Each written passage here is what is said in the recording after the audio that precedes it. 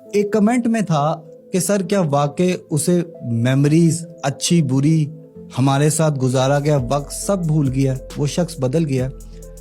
मैं हूं हारून इकराम, relationship and mental wellness coach. दोस्तों जवाब है यस, हाँ वो भूल गया।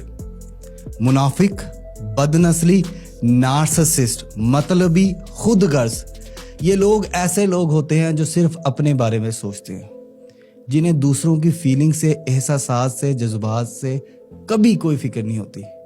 देखिए रस्सी दोनों साइडों पकड़ी हो ना तो हमेशा दर्द उसको होती है जिसने उस रस्सी को जोर से पकड़ा होता है। आपके केस में वो आपने पकड़ा होता। आपने बदनस्ली को, मुनाफिक को, नार्सिसिस्ट को आपने इतनी इज्जत दी, इतनी वफा दी, इतने एहसासात दिए, इतना आप उस इंसान के सामने रोए हैं कि आपने उस शख्स को ऐसा महसूस करवा दिया है कि यार वो तो पता नहीं क्या हो चुका है और वो अब आपको छोड़ के जा चुका है। ठीक है ना। वो मैं अक्सर लोगों को कहता हूँ कि कभी कभी ना अपने कबूतर आज़ाद कर देने चाहिए। अगर आपके होंगे तो लौट के वापस आ जाएंगे, लेकिन यकीन माने बहुत से केसेस में कबूतर हमारा होता ही नहीं है।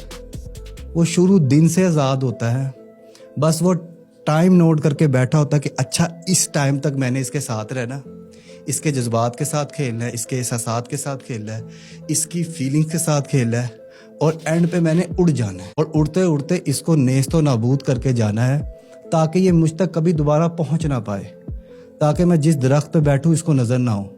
वो इंसान जब छोड़ के जाता है तब सारे रास्ते भी बंद कर देता है, हर जगह से आपको ब्लॉक कर देता है और आप दुनिया के सबसे मासूम इंसान जो ये सोचे बैठे हैं क्या उसे मेरी याद आती होगी, क्या वो मेरे बारे में ऐसा महसूस करता होगा, क्या वो भी इतना तड़पता होगा जितना मैं तड़पता हूँ, तो नहीं।